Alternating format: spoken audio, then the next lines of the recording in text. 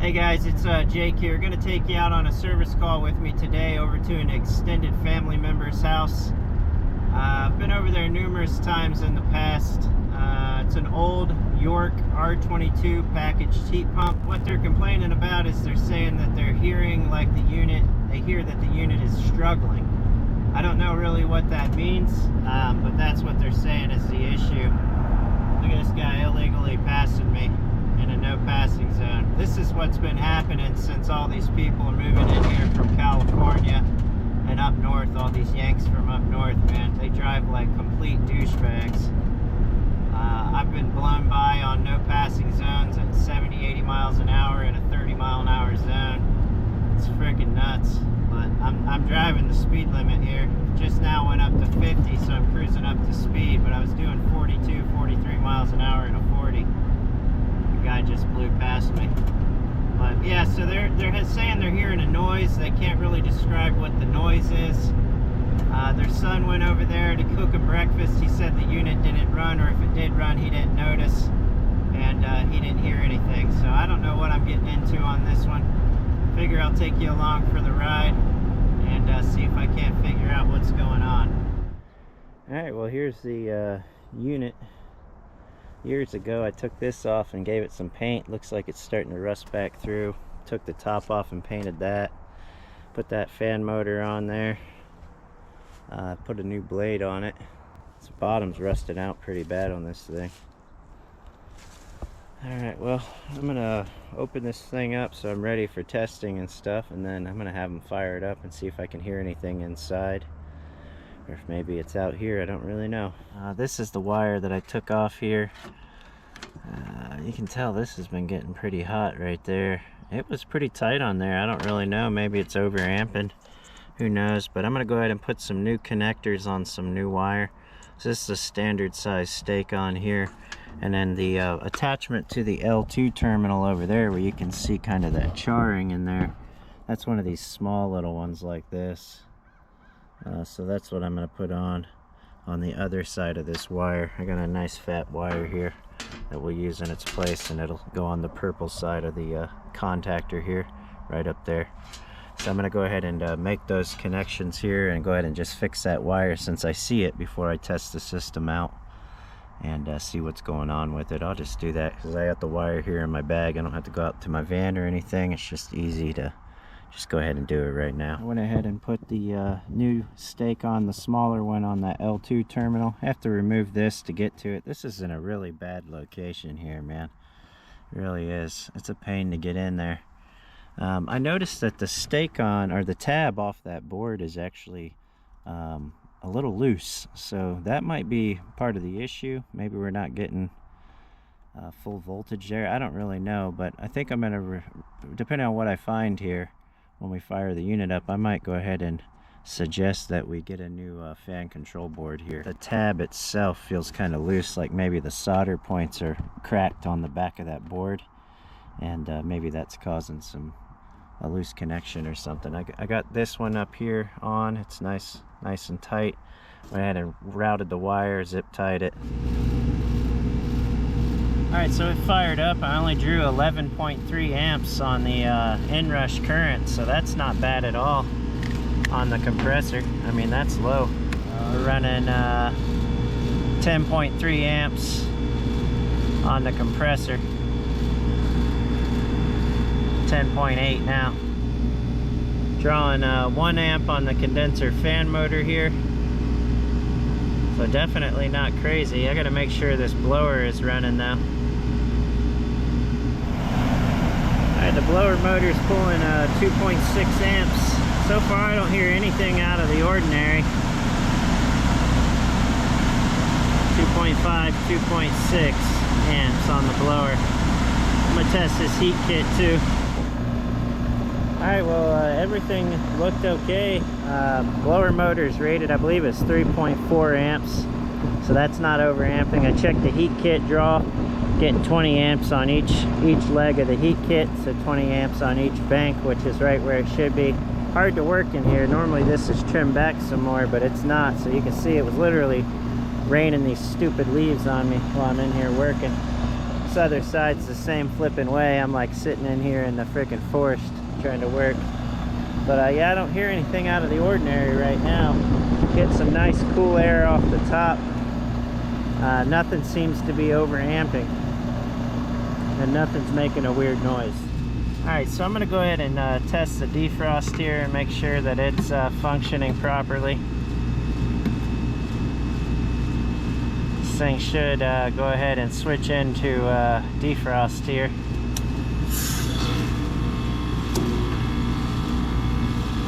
Okay. Take that off. I got the defrost thermostat jumped out as being closed here. Let's see, look at that. It's sounded like a shift, but the fan never shut off.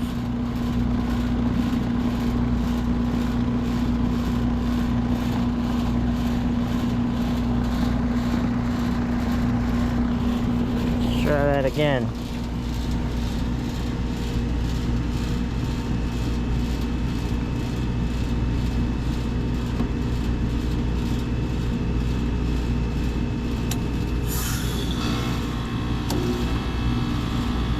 Yeah, it's going right back. So it's wanting to shift, and then it immediately goes back out. Okay, so that time it actually went into defrost. The fan has shut down and it is in defrost.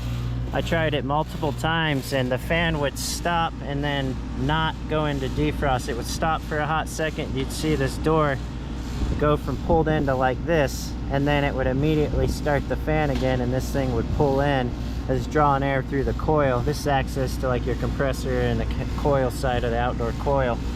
So I have the defrost thermostat jumped out saying that this coil is cold enough to defrost. So it should have gone in and stopped the fan each time I forced defrost and tested it, but it wasn't. The fan was not stopping. Now this time the fan actually stopped. So it looks like we may have a bad defrost board here, and I wonder if that's been the issue with the noise he's been hearing. He said that he more so hears like it's struggling at night when it's cold out, not necessarily during the day. He said it seems to happen more at night. I wonder if maybe the thing's not defrosting like it should and only defrosting sometime, you know. Alright, so I went ahead and pulled the jumper off of the defrost thermostat, and it shifted back and is now running. Alright, so the fan started back up and now it's running again. So with this defrost thermostat closed, whenever you short those test pins out, this thing should go into defrost, and it wasn't. I finally got it to go into defrost, but several times it did not. Okay, so it got back up to operating pressure. I'm going to go ahead and short these test pins out again. I have the defrost thermostat jumper closed right now, so it should go back into a defrost. I wanted to let this thing get back up to where it should be before I did this. Let's see if this thing will go into defrost this time.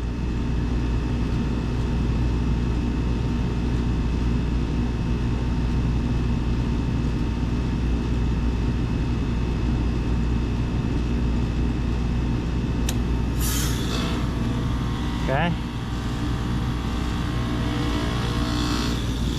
So that sounded like it went into defrost, and look at that, the fan actually stopped again this time. Last several times it did not stop. So once again, this thing did go into defrost. I'm going to go ahead and pull off my jumper, and it should go back out of defrost, which it did. You can see this door here, it pulled back in, so the condenser fan motor out here, or outdoor fan motor, started again. So I think what we got is an intermittent defrost issue. I'm going to go ahead and check, see if I got one of these on the van. If not, I'll have to call the supply house and see if they have one in stock.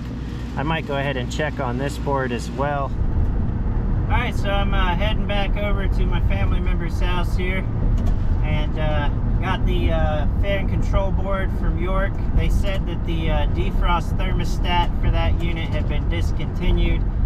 So I was able to pick up a defrost thermostat from another supply house, 65, I think it's a 33. And I'll put that one on in its place. I'll have to cut off the little end that's on it and put two stake-ons on it. But I'm going to go ahead and replace the Defrost Control Board. I got that exact ICM board on my van. I got a new Defrost Thermostat, and I picked up an OEM York fan control board. So I'm heading back down there now to go ahead and do this install, put these parts on, and then we'll test the system, make sure it works. Alright, so this is the location for the Defrost Thermostat here. I went ahead and just put a mark real quick with my marker so I know which one it came off of. I went ahead and got the same style. This is obviously an aftermarket board, this ICM board, and that's the kind that I actually have here on my van. And then so I grabbed this from another supply house. It's actually a ICP Defrost Thermostat. It's a 6533, and it's got this little end on it. I'll go ahead and cut that off and put 2 stake-ons on there, and then put it on the R and the DFT terminals on this defrost board. So that's where it's at. So if you ever want to know if the defrost thermostat is closed, you could always turn the power off and do a continuity test between R and DFT.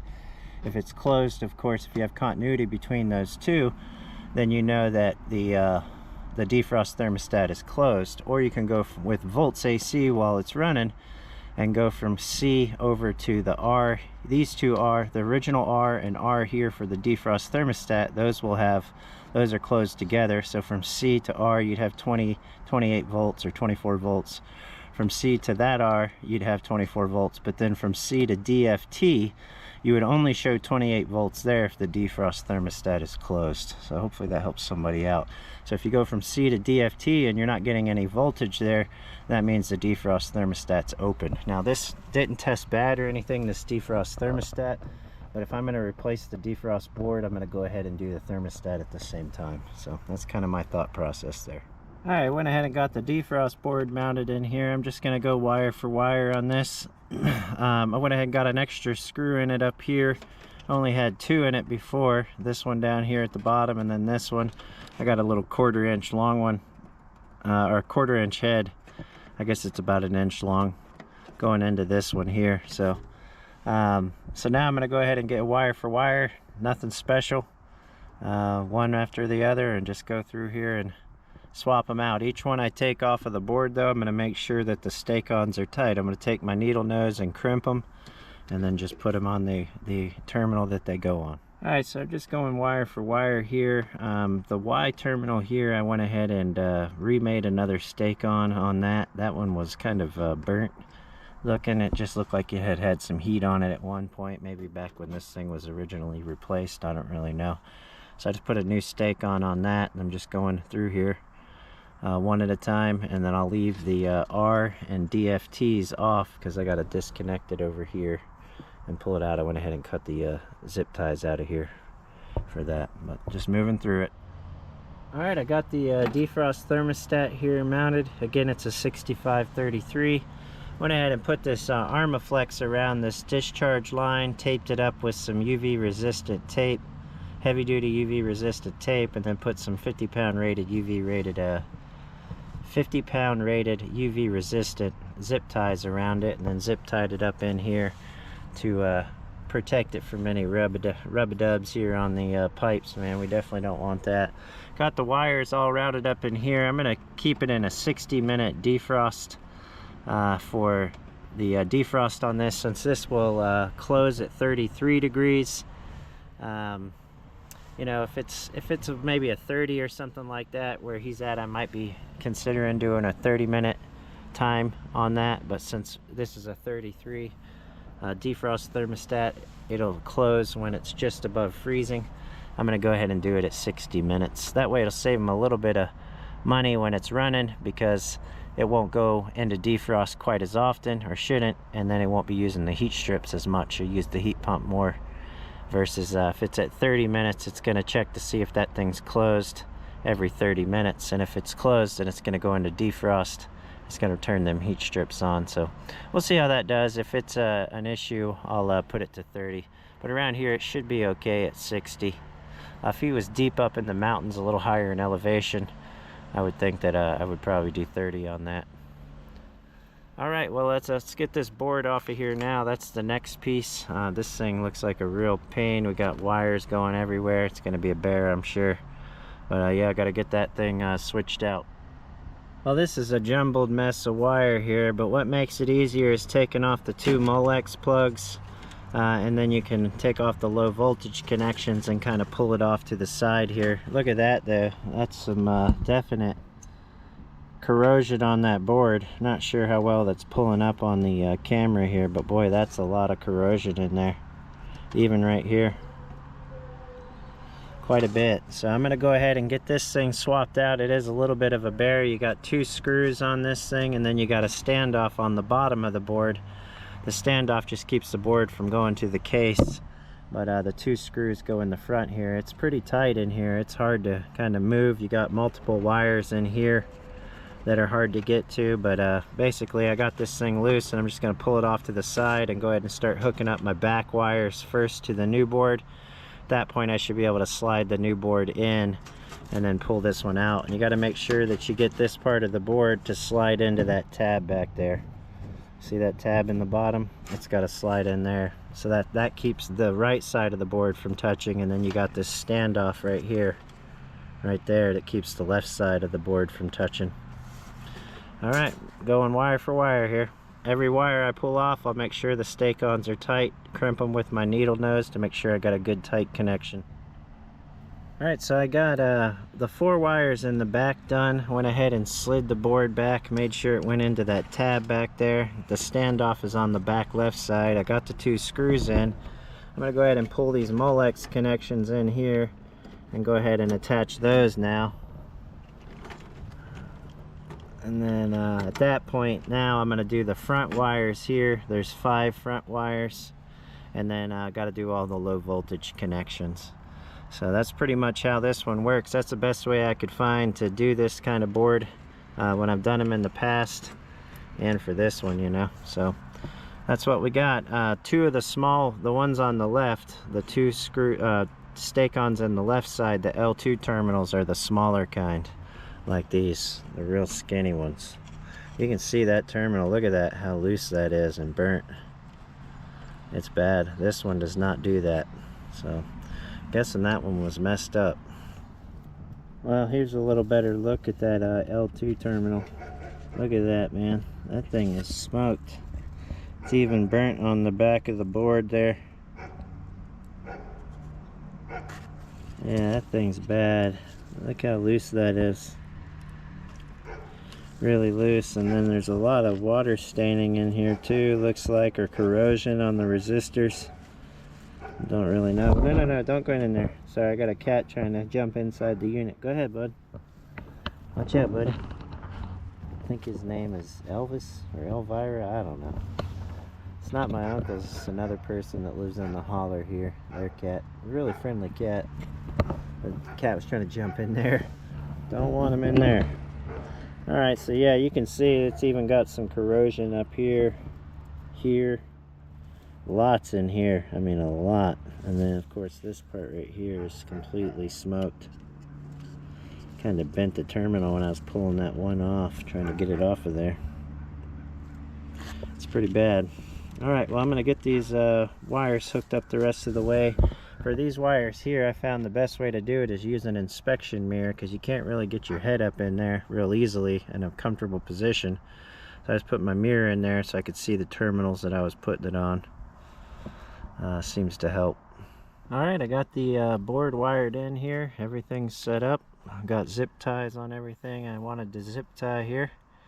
So I'm going to go ahead and fire this thing up, and we'll test and make sure that the defrost works, and make sure I got the blower turning on and I got the heat kit turning on and all that good stuff. This is all set in here. The defrost thermostat got it protected from rubbing through there, so should be good. Alright, unit's been running several minutes here. I'm going to go ahead and test the defrost. I got a jumper on the R and DFT which emulates that this defrost thermostat is closed. So I'm going to go ahead and short out these test pins here. It's hard to make sure I'm on the right spot here. Now this should, it's speeding up right now and should go into a defrost. When it goes into defrost, the outdoor fan motor should stop. Alright, so she went right into defrost. Yeah, now that sounds more like a regular defrost there. Some rattle in there in the top. Nothing but quality. Hey, look at that. Alright, so the fan motor did stop. So now we should be able to remove these jumpers, this jumper on the R and DFT, which will emulate that this thing has defrosted the coil. This is a 65-35, so that means that the coil temperature would have gotten above 65 at that point. If this thing remained closed, the defrost time on this ICM board is 10 minutes. It'll stay in defrost for 10 minutes. These stake-ons I put on are a little harder to get on jumpers for it, but I'm going to come in here like that, take that one off, and you can hear it shift, and I can hear the fan motor start back up, and she's rolling again. So we got a properly operating defrost board now.